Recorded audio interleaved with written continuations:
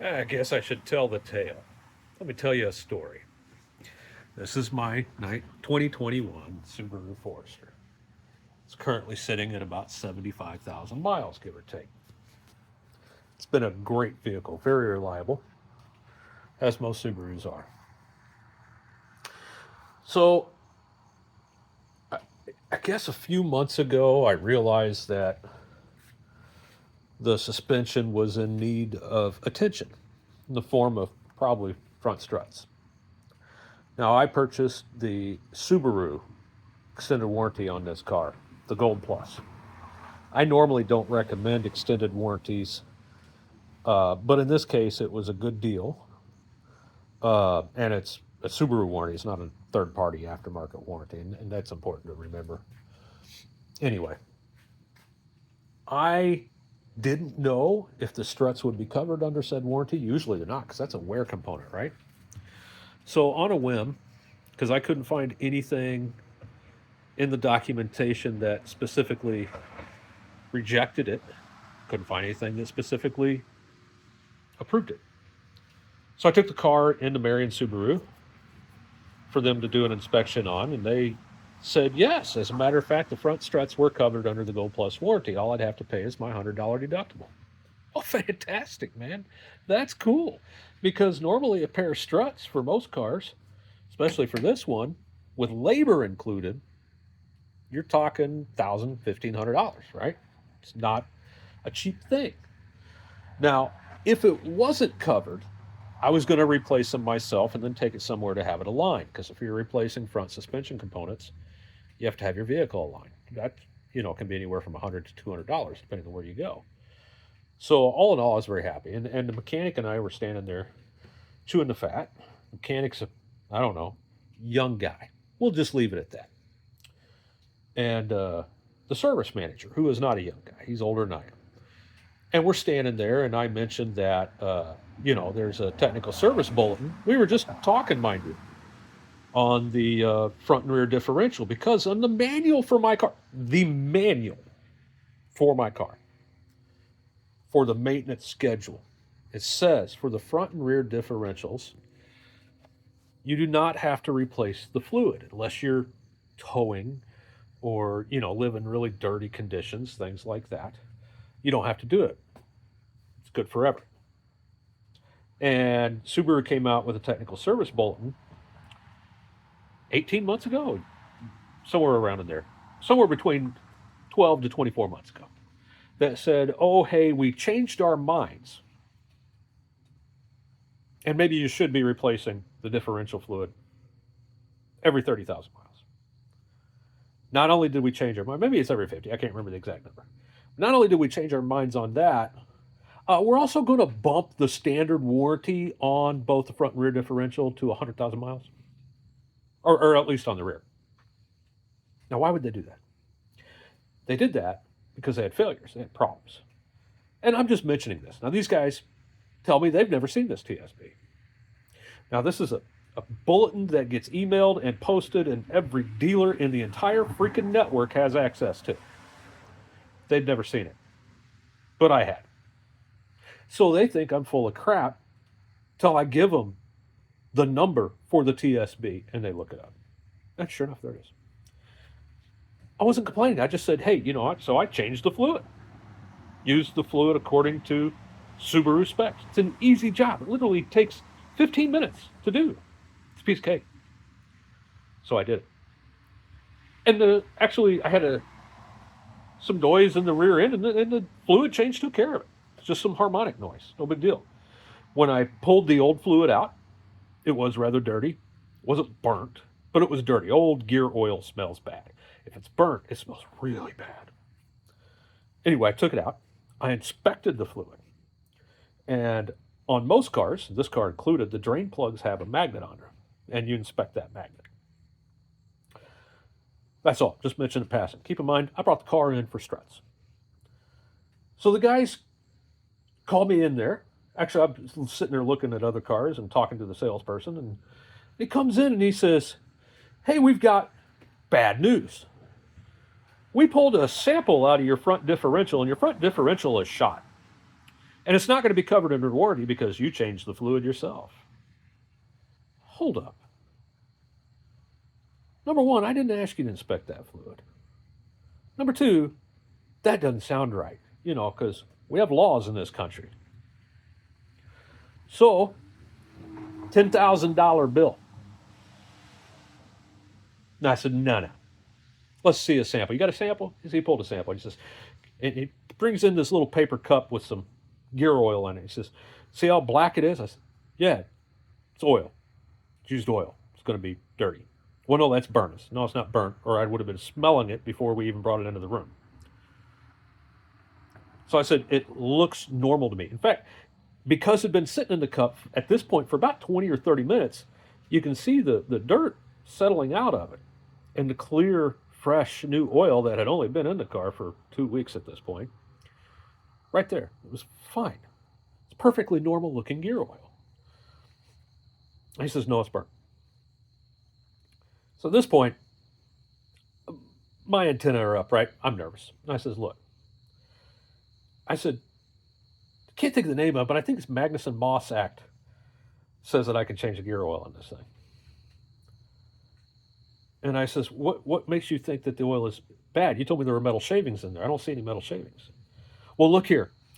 And he gets a flashlight, shines it down into the cup. And he says, you see that glittery, that little bit of glittery looking stuff? I said, yeah, the very small metal particles. Yeah, that means your front diff is shot. And he can tell, I think, from the look on my face that I'm not quite buying all this. And I said, I don't think this is right. So there's nothing wrong with my transmission. So he says, well, look, I can go ahead and, try to get it approved under the warranty, but they're probably going to want to send an inspector out and have them look at it and everything, and they're going to deny it. And I said, why don't you go ahead and start that claim? And so I left. And I immediately called a friend of mine who sells cars. And he's not a mechanic, but he too thought something was hinky here. So I went to 2 independent mechanics that day. Now we're talking within a couple hours of leaving Marion Subaru. I talked to both of these mechanics, and the first one I talked to, I had pull a sample. And he topped it off after he pulled that sample. He and I both came to the same conclusion that this looks like perfectly normal gear oil. We pulled a sample from the rear diff too, because remember I changed them both on the same day. Samples looked the same. So then I took those samples to another mechanic at another shop. Now I don't know these guys. I'd never met them. Don't know them from Adam. And the guy looks at me and he says, this is good looking oil. I said, yes, I thought so too. See, here's the thing. You've got a differential, and this is what translates the power from the drive shaft to your wheels across the axle. There are gears in there rotating at high speed, at high temperatures, with a whole bunch of high viscosity fluid in their oil, right, to keep everything from melting down. It does not matter what kind of lubrication or how much lubrication you have in there, you still at the end of the day have metal against metal. Over and over and over again, thousands of times per minute, at high temperatures. You're going to have some fine metal particulate in there. It's going to happen. It's physics. What you should be looking for, and that's why the magnet's on there, by the way, is for that fine particulate matter. What you should be looking for when you drain differential oil is big chunks. Now, when I say big chunks, I'm not talking about fingernail size. You got that, you got problems. But we're talking stuff bigger than, say, a millimeter and a half. Now we're talking chunks, right? That's bad news. That means your gears are wearing down. Your gears are ending their life. But typically in modern cars, it's not really the gears that go bad in the differentials. It's the output bearings. Now, these are bearings on the side of the differential that your axles or CV shafts connect into.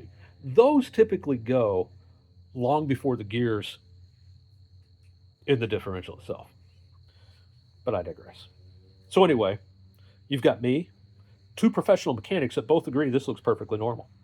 Now keep in mind, there is nothing wrong with my transmission or the differential I've been driving around. It's fine. There's no problem with it. Now, they told me at Marion Subaru that because the differential is physically attached to the transmission, that the entire thing has to be changed all in one unit. That's why it's $10,000, which is true, by the way. Bad engineering on their part, but it's not meant to go out. It's a Subaru. I mean, these things last forever if you maintain them. So I called Subaru of America. Now they're headquartered in New Jersey. They're the ones ultimately responsible for approving or denying a warranty claim. And talked to a gentleman at Subaru of America. He called me back the next day. And I explained to him the situation. And I said, look, I know I used the proper oil. I went according to Subaru's own technical service bulletin. I said, I got Subaru's technical manuals and torqued the drain and fill plugs to the correct torque specifications. I did everything exactly correct. I said, and I can send you a copy of the receipt for the oil that I purchased. And I did. And the guy actually told me, this doesn't sound right at all. And I told him flat out, I said, look, I've been working on cars as long as I can remember. This all looks normal to me. I said, if you guys deny the claim, I'm not going to sweat it. I'm going to drive around with this transmission because I know there's nothing wrong with it or the differential. I said, but if you want to give me a transmission, fine. Who am I to argue? It's like a reset, right? You know, $75,000. Here's a new transmission and differential. Okay. It's the most expensive component on the car. I think. Maybe the engine costs more. I don't know. But hell, if you're going to give me a new one, I'll take it. I'm not going to argue. So a week goes by. The guy had told me, if you don't hear from me by Wednesday, call me back. Wednesday came. I was really busy that week, so I waited till Monday, the following Monday. And I called Subaru of America back. And I said, hey, I'm just checking in on this. Just let me know one way or the other. So the guy I had been talking to, he was on vacation, but he had left really good notes, by the way. And so the guy, not that guy, but the guy I talked to when I'd called back, called me. And he says, hey, look, I'm going through these notes and everything that he left. They're mad. This is ridiculous. There's no way that you can void your warranty by changing your own differential fluid.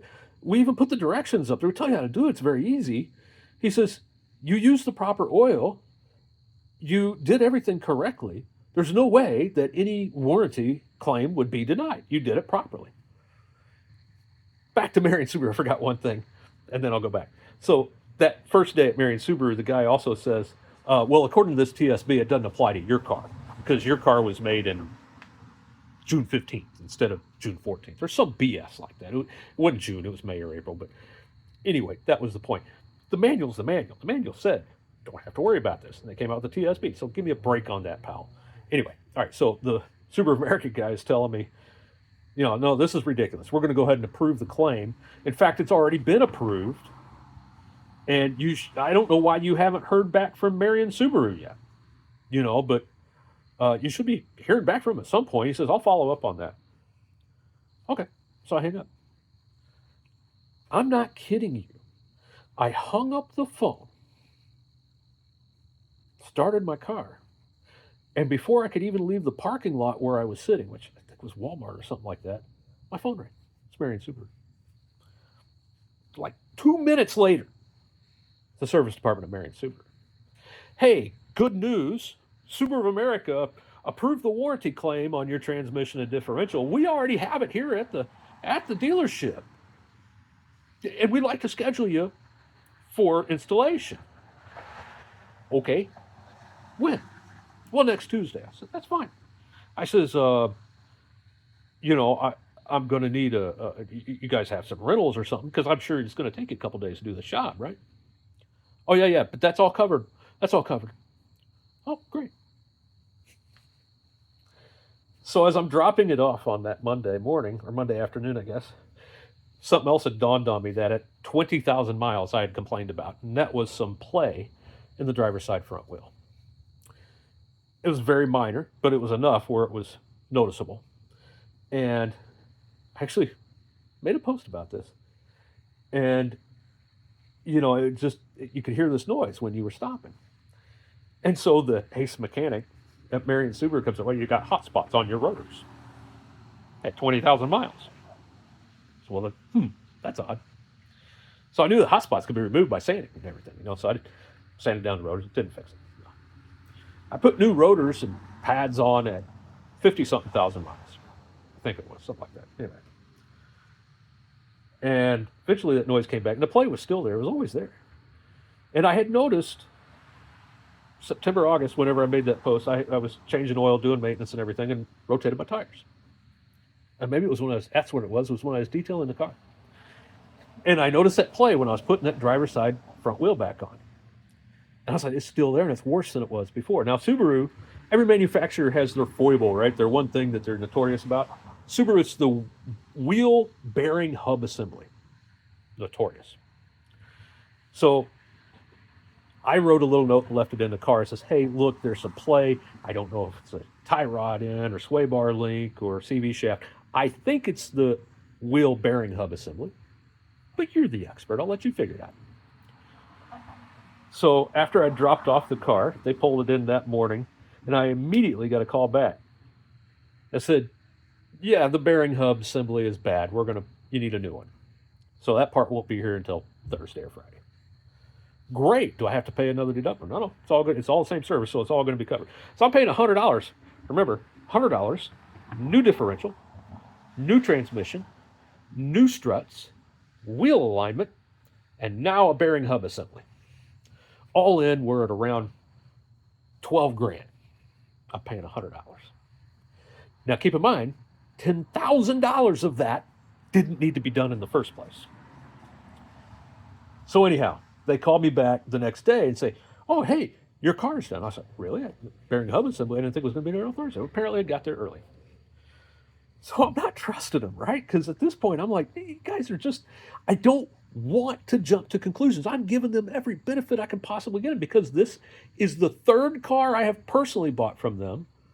And my mother also bought a car. So I'm responsible for at least 4 brand new vehicle sales at Marion Subaru since 2012.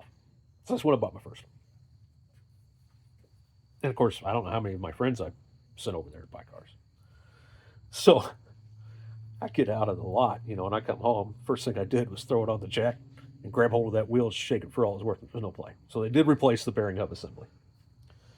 And that brings me to the noises I've been hearing. I'm like, what the hell, it's driving me crazy. I knew it wasn't anything major because it wasn't consistent, right? If a CV axle's going out, you can hear that when you turn the wheel. There was none of that.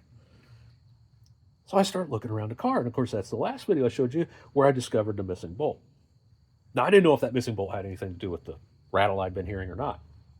Come to find out, it didn't. I found the rattle while I was under the car looking for it and noticed the missing bolt. The rattle was a plastic gravel pan underneath the floor pan.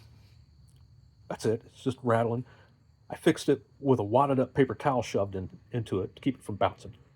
I'll fix it permanently with some rubber later on or some gasket material. Something I'll fix it, This is nuts. And of course, I discovered something else in my search for that damn rattle.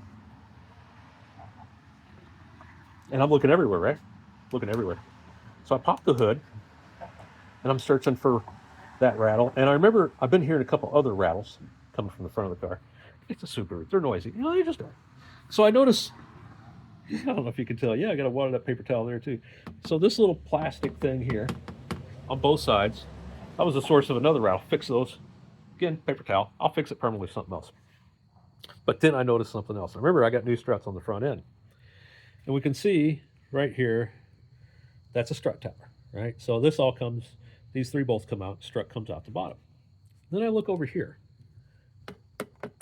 Let's put my light on there so I can properly give you the full experience, right? You're going to love this. That's annoying, right? Yeah, well. So they had to remove this. Now, this is not just any ordinary piece of plastic trim, like you might think. It also connects up here. So this is very important, right? This is something we don't want to screw up. There are a total of 1, 2, 3, 4, 5, 6 tabs. They broke every single one of them. Every single one. Not a big deal. They're plastic tabs. They're meant to be replaced when they break. It's not a big deal. They cost 5 cents a piece. They didn't replace any of them except for that one right there. Notice that piece of square. I don't know if that's the right tab or not. I don't think it is, because it doesn't look like the broken pieces of any that's left. They broke all of them. And all I did was stick that one back in so the thing wouldn't just completely fall out. Thanks, Marion Subaru. This has been quite the adventure with them. And I know this video is getting long. It's at 20 minutes and 40 seconds at this point, but I want to go through the full experience because I didn't say anything publicly. I didn't complain about this to anyone. Nothing. I wanted to give them the benefit of the doubt. But between the missing bolt, every single one of those tabs being broken, the wheel hub assembly that was high spots on my rotor, even though that's one of the most common issues with Subarus. Let's just say I'm disappointed. Does that mean I'm going to stop going to Marion Subaru? Absolutely. This is the last vehicle that I will purchase from Marion Subaru. Now, I've been waiting for the Forester Hybrid. It's supposed to come out next year, and I wasn't going to buy it next year because first generation, I want to wait for it a little bit. Plus, this is, shit. Sorry, pardon my language, but I'm nowhere near done with this car yet. I plan on driving this and probably till the wheels fall off. But in a couple of years, I'll be buying another car. And I have friends who'll be buying another car. Family who'll be buying other cars. That's what I'm going to do when I want my next Subaru. Because I don't blame this on Subaru at all. I blame the dealer for this. All of this. Well, I'll just go up to St. Louis. I live in Cape Girardeau. So it's an hour to Marion, where if I buy a car, I'm going to come back home and write a check to the county to pay for the sales tax and go through all that rigmarole. Deal with all Illinois trade-in tax BS. Or I can just run up the road to St. Louis. There are 3 different Subaru dealers in St. Louis, and it takes me an extra half an hour to get there.